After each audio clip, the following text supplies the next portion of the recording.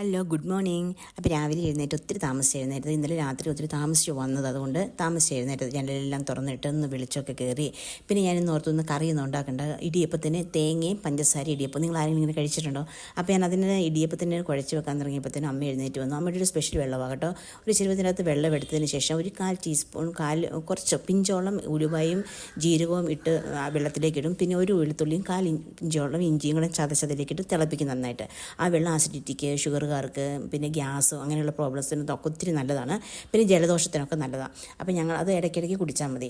അങ്ങനെ അതിൻ്റെ പണിയെല്ലാം കഴിഞ്ഞ് ഇടിയപ്പത്തിന് കുഴച്ച് വെച്ച് ഒരു 5 മിനിറ്റ് ഒന്ന് ഇരിക്കട്ടെ എന്ന് ഓർത്ത് കഴിഞ്ഞപ്പോഴത്തേനും ഉച്ചയ്ക്കത്തിനുള്ള കറിക്കുള്ള പയറാണ്. ചെറുപയർ വെള്ളത്തിലിട്ടായിരുന്നു ഞാൻ തലേ ദിവസമേ. അപ്പോൾ ചെറുപയർ ഞാൻ ചെറിയ ഉള്ളിയും പച്ചമുളകും ഇഞ്ചിയും വെളുത്തുള്ളിയും കൂടി ഒന്ന് ചതച്ചെടുത്തിട്ട് തേങ്ങയും കൂടി അതിൻ്റെ അകത്തിട്ട് ഒതുക്കിയെടുത്ത് പയറും ഇതെല്ലാം കൂടെ ഒരുമിച്ചാണ് വേവിക്കുന്നത്. പിന്നീട് ഒലത്തിയെടുക്കാൻ നേരത്ത് വറ്റൽമുളക് ഇട്ട് ഒലത്തിയെടുത്താൽ മതിയല്ലോ. അങ്ങനെ അതെല്ലാം റെഡിയായി അടുപ്പേ കയറി കുക്കർ അടച്ച് വെച്ച് അടുപ്പേ കയറ്റി കേട്ടോ. പിന്നീട് ഞാൻ തേങ്ങയും പഞ്ചസാരയും കൊണ്ട് ഇടിയപ്പത്തിൻ്റെ തട്ടയിലേക്ക് ഇട്ട് ഇടിയപ്പത്തിൻ്റെ അച്ചയിലേക്ക് ഇട്ട് ഇടിയപ്പം റെഡിയാക്കി അതും അടുപ്പയിലേക്ക് വെച്ചു. അങ്ങനെ ഏകദേശം കാപ്പിയുടെയും ഉച്ചക്കത്തെ ചോറിൻ്റെയും കറികളെല്ലാം റെഡിയായി. അപ്പോൾ ഞാനെല്ലാം ക്ലീനിങ് പാത്രങ്ങളെല്ലാം ഒന്ന് കഴുകി വെച്ച് അടുക്കളയൊന്ന് ക്ലീൻ ആക്കാമെന്ന് വെച്ചു. ആ സമയം അമ്മ മുറിക്കകമെല്ലാം ക്ലീനാക്കി അടിച്ച് വാരി എന്നെ സഹായിച്ചു കേട്ടോ. അമ്മയുണ്ടെങ്കിൽ എനിക്ക് നല്ല എളുപ്പമാണ് പണികൾക്കൊക്കെ, പെട്ടെന്ന് അമ്മയും ചെയ്യും.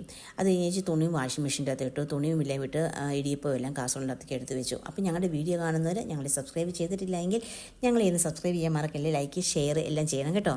അങ്ങനെ ക്ലീനിങ് എല്ലാം കഴിഞ്ഞു. രാവിലത്തെ ഉച്ചക്കത്തെ പണികളെല്ലാം കഴിഞ്ഞ് ഇന്ന് എനിക്കൊന്ന് കടയിലേക്ക് പോകണം. ഒത്തിരി കടയിലേക്ക് പോയിട്ട് ഞങ്ങൾക്കൊരു വളത്തിൻ്റെ കടയുണ്ട് കേട്ടോ. അപ്പോൾ ഞാനും അമ്മയും കാപ്പി കുടിക്കാം. Thank you.